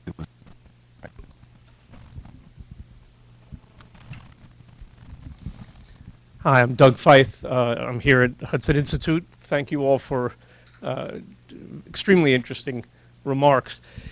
One has the impression that there's a lot of money behind pretty much any position on any major issue. And I'm just curious if somebody has some facts about the amount of money that goes into different think tanks. There were some comments made about think tanks being a conservative preserve, but I mean, is that really true? Would one say that the resources are spread generally, evenly between left and right, or does one side have a particular advantage in the funding of this kind of public policy research? I'll give you an example. I would argue that depending on the policy area, especially something like, say, healthcare, the balance of resources is heavily weighted toward what would be left of center research. And examples would be, at one point, some of our healthcare team, at the time, 4 or 5 policy experts, were looking at the resources available to the Commonwealth Fund, to the Robert Wood Johnson Foundation, Kaiser Foundation, and they churn out papers every day that are very detailed. So they fund researchers at great expense to do regression analyses and all kinds of detailed stuff on every aspect of the healthcare system, and they're injected right into the public policy making process, host panels and everything. But are they think tanks or not? We see them as research institutions that are just like think tanks, and they have a very, very big effect on the public policy debate. And they felt it's just a few guys and gals on the right who are churning out many fewer papers and had less resources to bring to bear in that process. And I think if you go across the spectrum, it may vary according to the issue area, but we felt that some of the huge entities out there that have been around for a long time, and we tend not to think of as think tanks, in fact, we haven't mentioned them today, are actually worth considering in that kind of answering that question. So on healthcare, I wouldn't consider Commonwealth and Kaiser, but this is probably where we disagree. I wouldn't consider them particularly partisan or ideological, nonpartisan, because we're all nonpartisan. I would say if you look at the organizations that are the subject of this, of Tevi's analysis, PPI and CAP are, I think, the only multi-issue, ideologically associated organizations. And of course, on the right, there's Heritage, AEI. I consider AEI conservative. Cato, our budgets are dwarfed by their budgets. So in terms of institutions that work across issues, have a national security as well as a domestic policy focus, economic policy focus. I think if you did that level of analysis, you would see that the left or center left remains outgunned. But I hear the point that some organizations on particular issues have a big role as well. Debbie? Yeah, unlike Chris, Nira, Will, I've not had to raise money for a think tank, so I'm not really sort of on the front lines of the money-raising side of it. I will note that that Bill Shambra would be actually excellent to speak about this, and there's been a lot of talk over the years about how many of the top foundations are skewed to the left, and there was only a couple of lesser resourced conservative foundations that helped create the conservative movement of think tank. But I think there is also an issue of intellectual resource. And there was a time when it was pretty clear that the left was outgunned intellectually in the 70s and 80s when the conservative think tanks were in their ascendancy. And it's because of something that Chris touched on, which is that the conservatives either weren't welcome or didn't feel welcome or both on the university campuses. So a lot of them came into the think tanks, and it was sort of, an arbitrage opportunity for intellectuals or conservative intellectuals at that time. And I think the left has worked hard to try and catch up since then, but there certainly was that initial area where you had conservatives had that advantage. I just want to say one thing on this front on the conservative arguments on healthcare. This is something I followed pretty carefully, and I will agree with you that there are some people who did take that name-calling approach in the healthcare debate, but you also had some really smart, substantive people who did take a look at the bill and went piece by piece, and not ideologically, but really went fact by fact. Yuval actually was one of the people who's in this room who really kind of took that approach to the healthcare bill. So I would not condemn all conservative healthcare analysts with that broad brush. I would even add, if I could, that during the floor debate, there were times when even U.S. senators were substantive, and that Orrin Hatch and John Cornyn, I think, mounted a very serious effort to educate their colleagues about the constitutionality of the individual mandate. For example, there's a lot of serious amendments offered and considered in the Senate debate, so it wasn't all just rhetoric, although I think Will's point in general is a very good one, that there was a lot of talk at the 30,000-foot level and not as much key analysis done at the ground level. But I think Will was talking mainly about the practicing politician, political rhetoric as opposed to... Yeah, but my point is there were moments in the debates where there were substantive issues actually being discussed. Actual lucidity, yes. Once in a while. There were Sometimes brief happen. moments, but they were moments. In answer to Doug's question, I would say that one always thinks that the competition, whether of a different ideology or just different organization, the other guys always have the most money. My view is that I think it's different in marketing, communications, but when it comes to the core work of doing original, important research, I think that the resource constraint is very much human resources as opposed to financial resources. I never felt, and in all of my look, as I look around at all of the think tanks on both sides of the aisle, it seems to me that the tough thing is finding people that have the unusual mix of abilities who are willing to devote their careers to this sort of thing, and that if you can find those people, it's never difficult to find the money for them. Steve Hayward. Thanks. Well, Tebby, this may be a little awkward because having taken after your brother a few years ago, I risked starting a family feud by taking after you. But I do want to launch a missile at you for you to respond to, and for the rest of the panel to decide if they want to take your back or join the pile-on. It seems to me there's two problems here with the premise of your argument, the subtext that emerges from the title, devaluing think tank, or the premise of this panel, are think tanks becoming too political. It seems to me there's an empirical problem and a theoretical problem. The empirical problem would start here. We live at a time when everything is becoming more politicized. So this week it's school lunches in North Carolina. Last week it's a Super Bowl car commercial, for God's sake. Not the first one, by the way, that's become a matter of political controversy. So my hypothesis is that if there were a way of doing a rigorous quantitative analysis of politicization in society, I wouldn't be surprised to find that think tanks actually lag other things, other trends that have gone on in society. Now, we don't have the data for that. I don't think we can get it in a way that would be reasonably recognized. So we have to go to the theoretical problem. So 2 quotes, one the high and the low. A slight paraphrase of Churchill, who said the distinction between politics and policy diminishes as the point of view is raised. At the summit, he said, true politics and policy are one. This distinction between sort of pure policy analysis and politics is one that I think is unsustainable. And the proof of that would be the low example, which is Mayor LaGuardia, who famously said, I think it's him who said, there's no Republican way to pave a street and there's no Democratic way to pave a street. That may have been true once. It's not true anymore. There is a different ideological way to pave the roads. And so, for example, the Heritage Foundation could put out a paper, I'm sure they put out several, saying the best way to pave the roads is to privatize it and contract it out, the way Indiana has done. And the Center for American Progress could put out a paper, may have done so, saying, no, there's actually reasons why that's penny wise and pound foolish, and why there are sensible reasons of accountability and quality control why it should stay a public sector function. In both cases, you can be cynical and say Heritage is siding with Associated General Contractors, and CAP is siding with the public employee unions.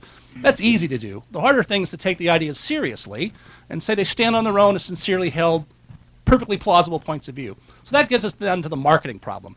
In the old days when you had that argument, it would take a month for the back and forth between CAP and Heritage to play out in the letters to the editor of the New Republic or the Washington Post. It would all be kind of genteel, and it would take a month to go 5 rounds. Today, we can have 15 rounds of that argument by lunchtime. And so here's my challenge, is this a bad thing? I mean, take the issue of this week. All the networks right now are talking about high gas prices. Do we really want to have a world where the news media and the people talking about this are taking their talking points and their themes from the American Petroleum Institute and the Sierra Club and the politicians on Capitol Hill, or shouldn't we as think tanks be right smack in the middle of that in a timely way every day? And it seems to me that's not a bad thing. And so this is a way of saying, what's the problem here? I don't actually see one.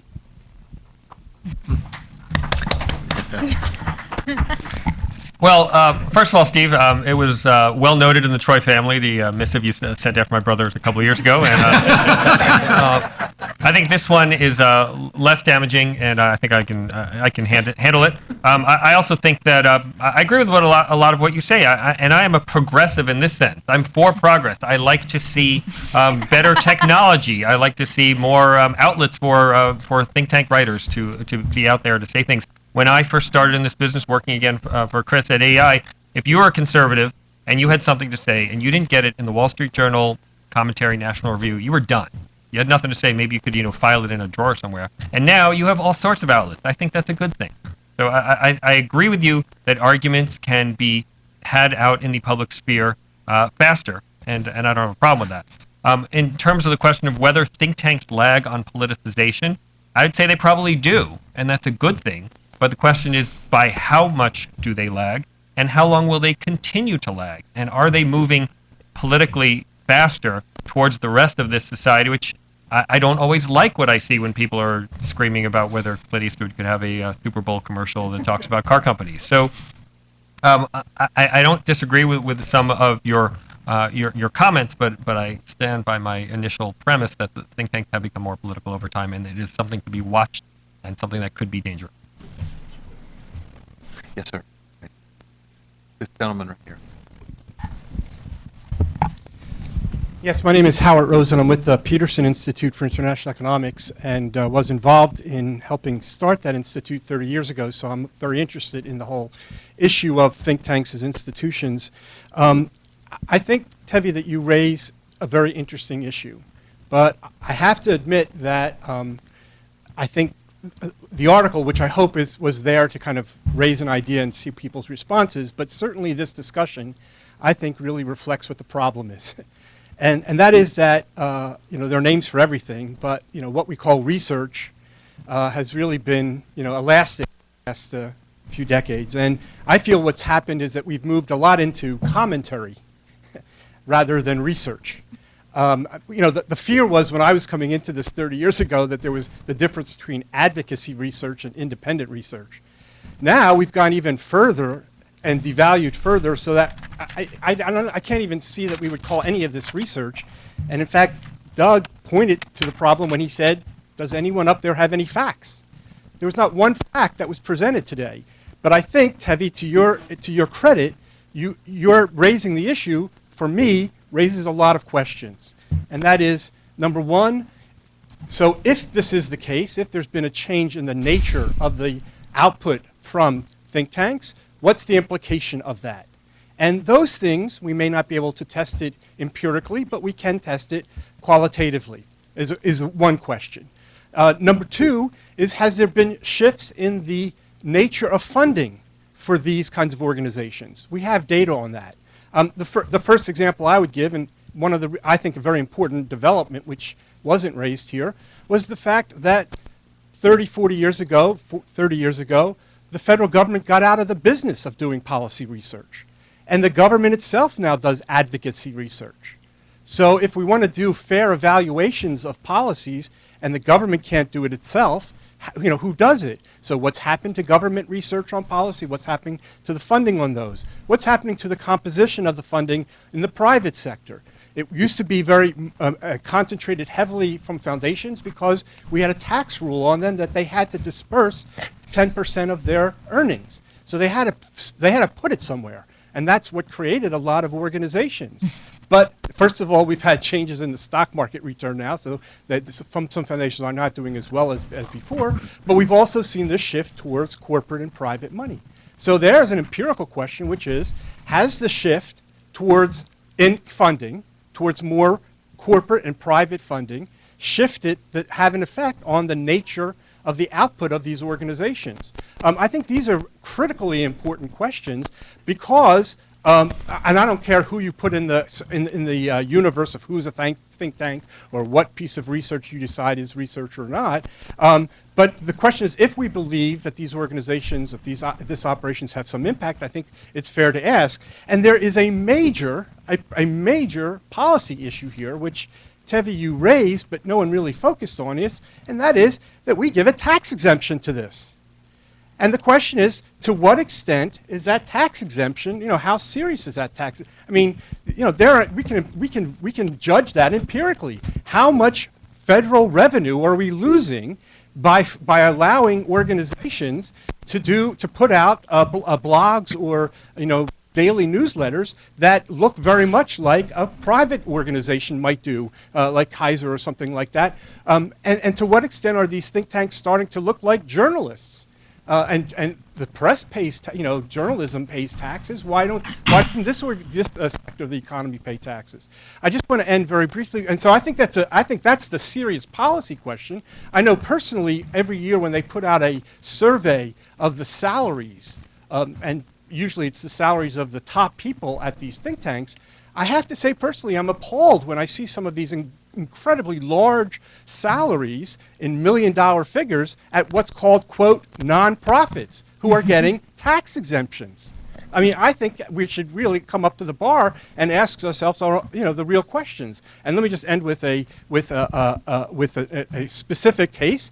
And I should have said this at the outset. The Peterson Institute, people who do international used to think that we were above this fray because international issues were not as partisan as other things. Of course, we all know that that's no longer the case, and so that's why we're concerned about this too.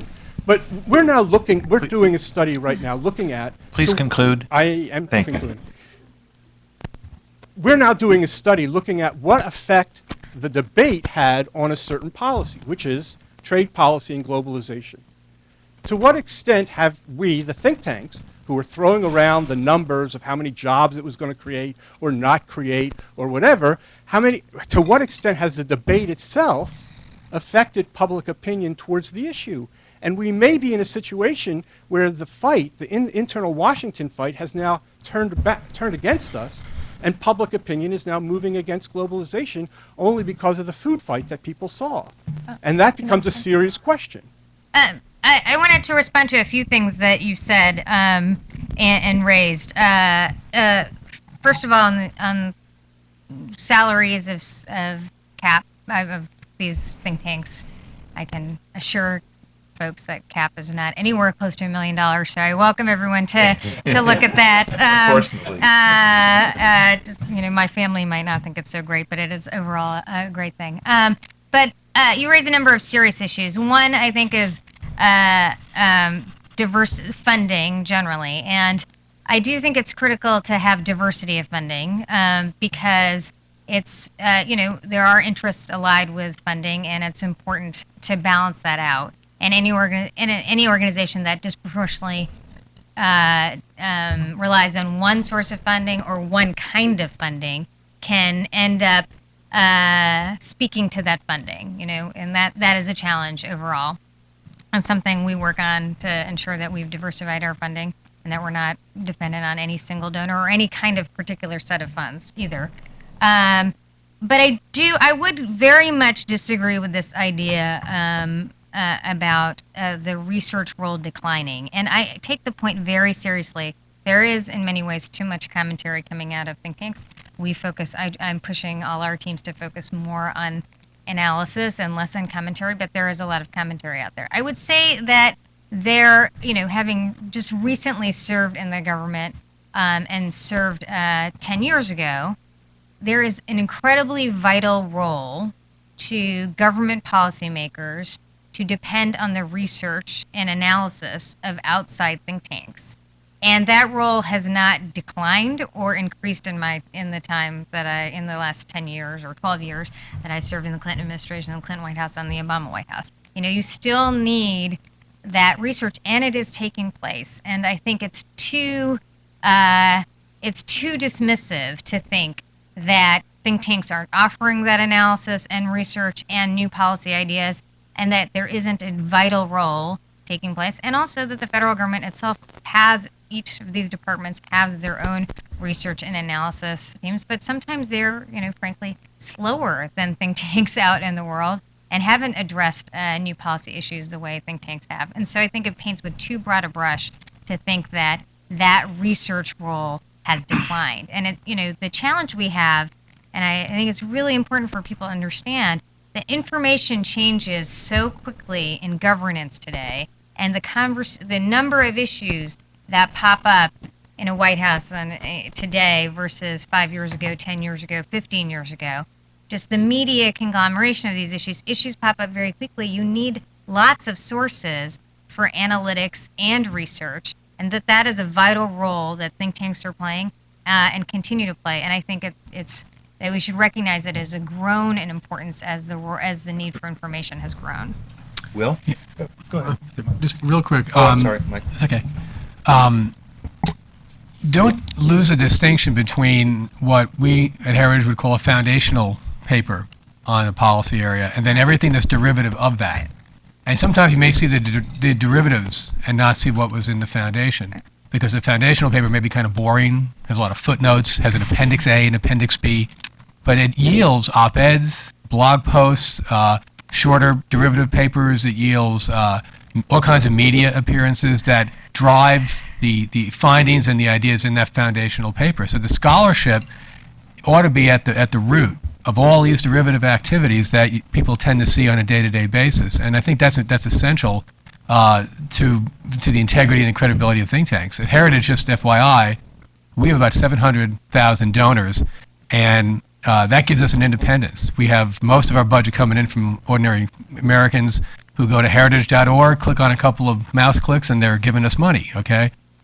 We get some money from foundations and a very small percentage from corporate sources, and that gives our scholars an independence when they approach issues that might not be there, as Neera said, if you get a lot of your money from just one source. So I think that's part of it. You have to have the independence and then these foundational papers that can yield all the other products that we generate.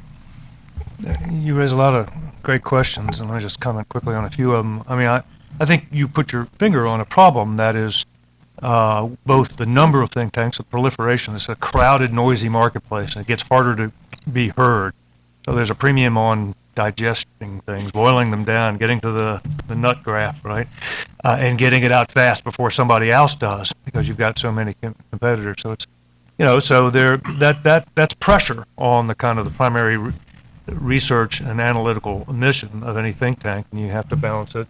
And Mike makes a good distinction, but we're all facing that pressure. We're all competing in that marketplace, and the lines between commentary and empirically based argument are being blurred. I mean, in the digital age, any digital scribbler can now be a think tank unto himself or herself. You can get on Wikipedia and get the facts you need, and you've got a 600-word piece out, and and you're competing on an even footing with the mighty Heritage Foundation or CAP, at least momentarily. But the think tanks play a really important role of validating ideas and lending weight to them based on their track record. So these brands are important, and preserving them, I presume, is important to the people that run the think tanks. Secondly, a fascinating question about the tax deduction. What is the public mission of think tanks, and do they deserve this? That's a good one. I think I'll mostly punt on that, except to say that a friend of mine once said, "Well, why don't we just call them all deduction foundations?" But so I understand that. But my guess is that the same people who fund most of the think tanks would find a way to fund think tanks even if they couldn't deduct their donations.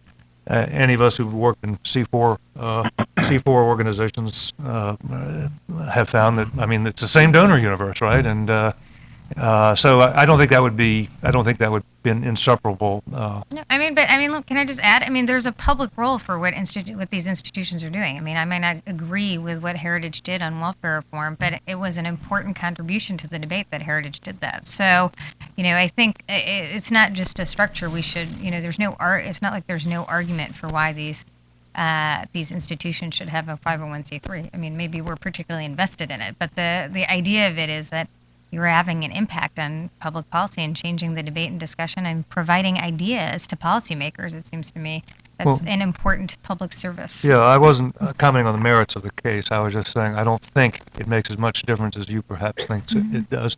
And lastly, if you want to get rich, don't go into think tank business. There are a lot of better ways to do it. It's good that we know what everybody makes, but it's not that lucrative a career path for people. I agree that the tax exemption is not particularly important. If it went away, I think the institutions would survive and continue pretty much as they are. The cost structure is a little different, but notice that The Nation, the New Republic, National Review, and the Weekly Standard are all for-profit taxable organizations. Not that they've ever made any money to tax, but they are not for-profit. Yes, sir. Gentleman, right? Gentleman in the third row. Then I'll move back. Hi, Noah Christula Green with Newsweek Daily Beast. I'm just wondering whether one of the elephants in the room that Tevi brings up when he's discussing the devaluing of the think tank isn't just whether think tanks are seen as marketing organs, but a devaluing of the research that they produce and the actual analysis they produce in service of their mission. The best example I can think of this would be maybe 2 years ago or a year ago when the Heritage Foundation released its analysis of the Paul Ryan budget, which said that it would reduce unemployment to 2.8%, and that was widely mocked in media and other circles. I'm wondering, isn't the concern here not just that you get involved in politics, but that by getting involved in politics, it affects the research and the quality of the research you do. And I guess this sort of extends to another point I want to make about the advantage of a think tank compared to academic institutions has always been that you're meant to have more academic freedom. But if you're going to get tenure at an academic institution, presumably that would provide you with the academic freedom that you would want to have anyway. So I'm just wondering how you see think tanks as resolving that conundrum. Well, let me respond to that.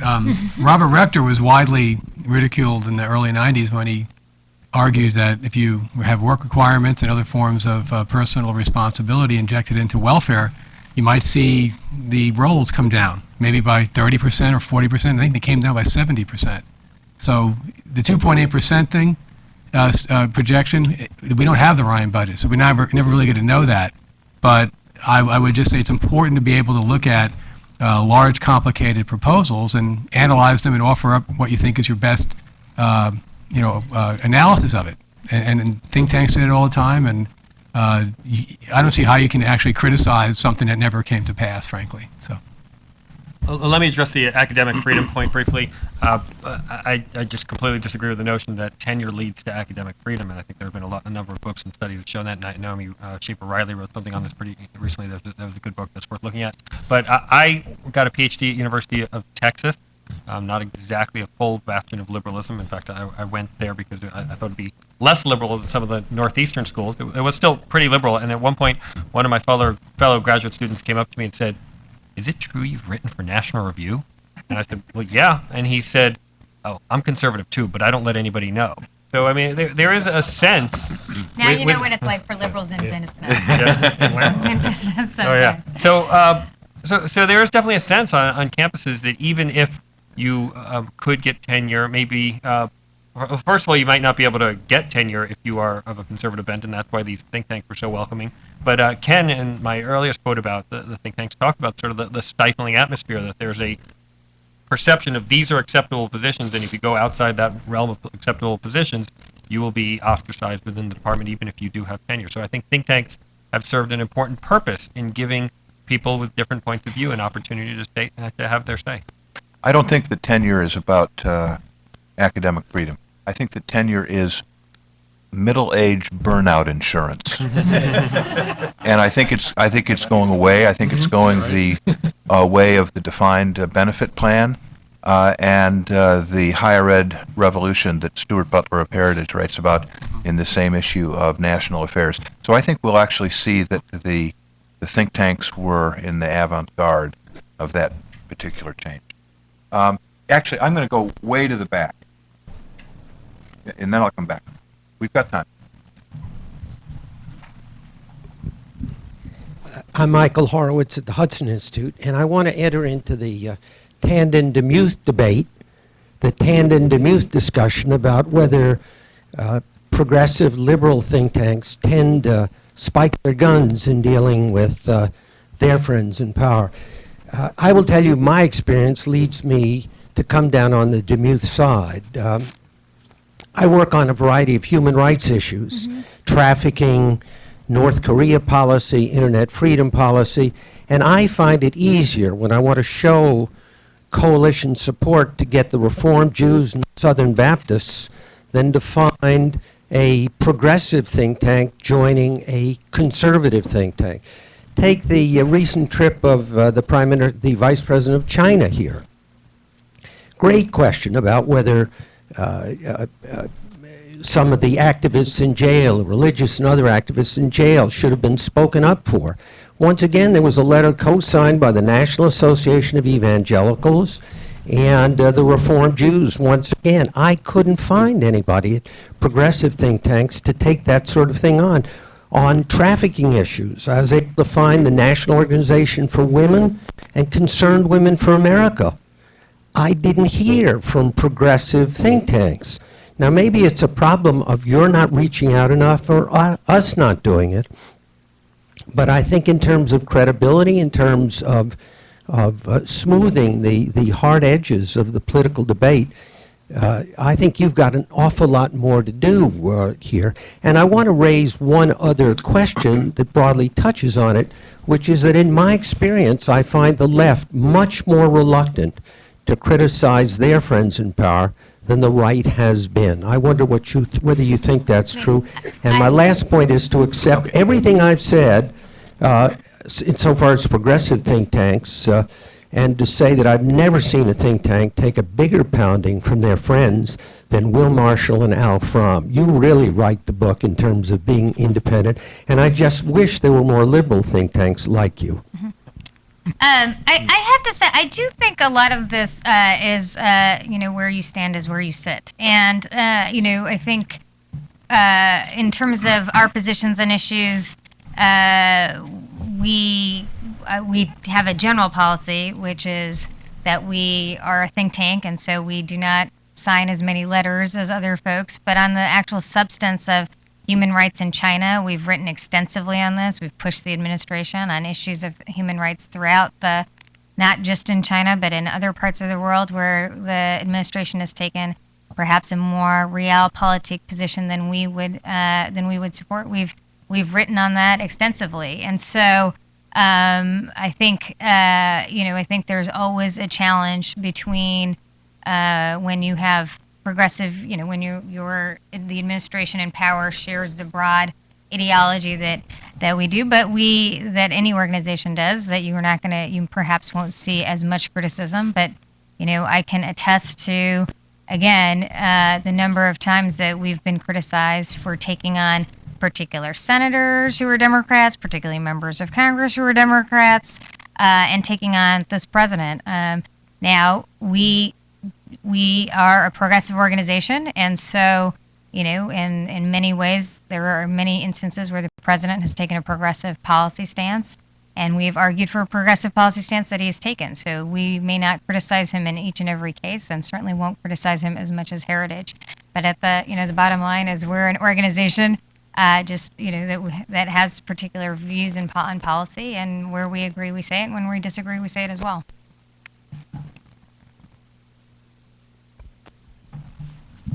Thank you. I'd like to talk. My name is Peter Glock, by the way. I'd like to talk about the donor think tank, particularly the research program of a think tank relationship. It may be that a think tank has hundreds of thousands of donors, but all donors are not created equal. Some give much more money than others, and they have what I believe to be is a precipitous impact on the research agenda of a think tank and on the work products of that research agenda. Two examples: you may say they're isolated, or they may be the tip of the iceberg that we happen to know about. David Frum at AEI was dismissed because he wrote a couple of op-ed pieces critical of the tilt to the extreme right of the Republican Party. And I had a conversation with Bruce Bartlett, also formerly of AEI, who told me that he was dismissed because his book on Reaganomics, which was critical of it, was not well received by their donors.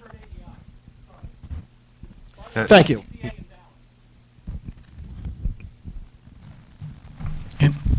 Would you like to? I'll address the donor issue. The way we handle things at Heritage is when we solicit support from somebody, we sell our mission. We sell our approach to the world. They tend to have, any individual donor is going to have more interest in one area than another, so we'll show that potential donor our work in that area, but we never accept money on a contract basis. We don't say that we're going to publish a paper specifically for that donor with a certain conclusion, subject to that person giving us money. So it's basically, if they agree with us as an institution or mission in life, and they want to affiliate with us, we welcome their support. And there are examples where we've lost six-figure donors because we published something that they didn't like, and they warned us in advance, and they said, don't do this, because if you do it, we'll withdraw our funding. We ran it through the traps. We double-checked with our analysts. We made sure this is what we wanted to say. We wrote it, we published it, and they withdrew their funding. So that's an important test, again, I think, to the integrity of a research institution. For all this idea of donor control at all of the major established think tanks, it's just baloney. It's just baloney. At AEI, no donor has more than 1.5% of the donation.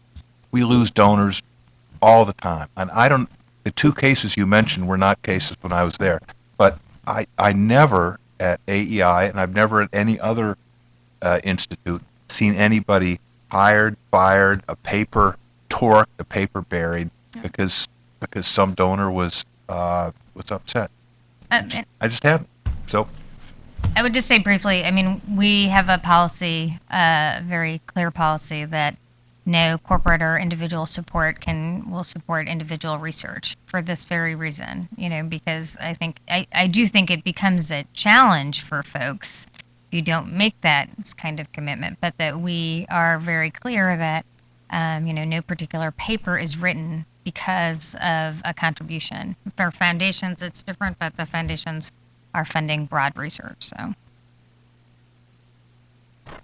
Go ahead. Just two quick points. I agree on the donor point. I praised my friend Yuval twice. I'm going to criticize him a little bit on one thing. In the article, I mentioned the David Frum incident, and I don't know what happened in that specific incident. I was not privy to the conversation. But I do know that Norm Ornstein was at AEI and remains at AEI, and the things that he wrote in terms of blessing democratic parliamentary procedures in pursuit of the healthcare bill, I think were much more damaging to the Republican cause than anything David said in his after-action report about healthcare. So I just don't see that as the cause, but again, I wasn't in the room. I mean, you could have asked David Frum, though. I think he would have had a particular view. We have about 2.5 minutes. I'm going to try to get in two more questions. Okay, I'll be very quick. David Cowan, St. Andrews University. And on the point on tenure, I always thought that tenure means never having to say that you're sorry. What I do want to ask is, it's been a very good discussion. I think you've highlighted a lot of the issues, the central one obviously being the kind of the shout fest that eventually arises out of exchanges of ideas between left and right. What I'd like to ask is, does the panel have any proposals on how you actually solve this? How do you move forward? Not sure I've heard any kind of solutions on how do you allow, because I guess bipartisanship is in the eye of the beholder, but do you have any proposals on how you get past this? That's a very good question, and people have asked me this.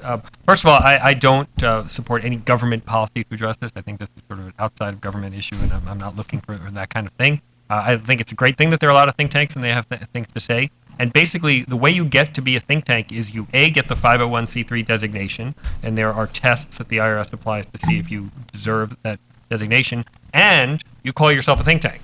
So there are plenty of organizations that have 501c3 status but aren't think tanks. They do other things, other good things. So the universe we're talking about is those that have that outside blessing from the government as 501c3 plus also self-designate as think tanks. And I'm wondering if we will be reaching a point at some time when the self-designation part of it will come to an issue where some places will be either think tanks or public policy research organizations, and others and have already taken up names like this, will be do tanks or action tanks or whatever they want to call themselves. But there is a distinction. Perhaps people who are in the journalistic world or in the outside world might start making that distinction in the way they write about these places. But again, I'm not for any government policy to address it. Very patient gentleman in the back. One last question, and then we'll wind up. Hi, Ken Masugi. To some extent, Tevi, what you're re-articulating is this founding debate about whether an institution can take the place of a virtuous individual. And when I came to Washington in 1986, I was working for the Claremont Institute, and through a series of serendipitous events, I got to talking with Clarence Thomas, and who sort of hired me as a think tank. And subsequently, we hired two other political theorists, and we did some real thinking, read serious books, and it wasn't policy-oriented or very specific at all, but he deepened his understanding of American political principles, and then he could go out and choose among what the real think tanks were actually doing. So I guess I'm asking, well, who reads your stuff and what effect does it have? And Thomas acknowledged his debt to those of us who worked with him in his autobiography and in various other forums. Well, Debbie, we're going to give you the last word here. You ask a question that really goes to the heart of any think tank scholar or any writer, which is who reads your stuff and is there any value to it? So it's an existential, difficult question that is challenging to all of us. One of my former bosses and mentors, when I told him I was going to the think tank world after working in government, he said, you know, in that world, you're only as good as the last piece you write. So that's just that's how I ended up. We've come to the end of our discussion session, and I would say that one piece of evidence for the value of what think tanks do have been these wonderful presentations that we've had on this panel from Tevi Troy, Neera Tandon, Michael Frank, Will Marshall. Thank you very much. Thank you all. Nice to meet you. Yes, great to meet you.